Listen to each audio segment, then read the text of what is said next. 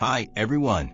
I'm clinically diagnosed with antisocial personality disorder, a psychopath, by definition. I know even saying that might make some of you uncomfortable. That word comes loaded with fear, stigma, and endless stereotypes. I don't expect you to just trust me, but I do want to challenge what you think you know about people like me, and maybe even about yourself. Recently, I've been watching people online, a lot of people, gleefully celebrating the murder of Charlie Kirk. And it's made me ask something I never expected. How is it that people who claim to be normal, empathetic, morally sound, can behave with more sadism than I ever have? Statistically, not all of them are psychopaths. Most aren't. And yet here they are, treating a public assassination like it's a punchline, a win, a righteous act. What I see is cruelty, raw, gleeful cruelty, dressed up as virtue, and I find that disgusting. People love to label someone like me as dangerous, cold, inhuman. But then they turn around and cheer for a man's death, a man shot in front of his wife and child, because they didn't like his politics. You want to talk about lacking empathy?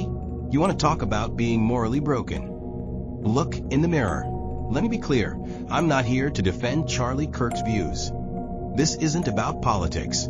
This is about principle. Because when you celebrate murder, when you turn someone's death into a meme, you cross a line. Not a political one, a human one. And yet somehow, people like me, people with ASPD, are the ones treated like monsters. Before you rush to judge, ask yourself, are we really the problem? Because I would never think it's acceptable to murder a man in front of his family.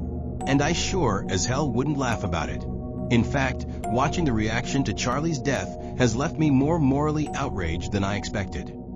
It's insulting to see people act like wolves, feeding off a tragedy, and still believe they hold the moral high ground. They mimic the traits you claim to fear in people like me, and then pat themselves on the back for being the good ones. I'm not asking for pity.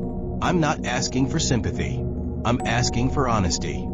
Because if this is what passes for virtue now, if celebrating death makes you normal, then maybe it's time to rethink who the real monsters are. Being normal doesn't make you good, and being different doesn't make you evil.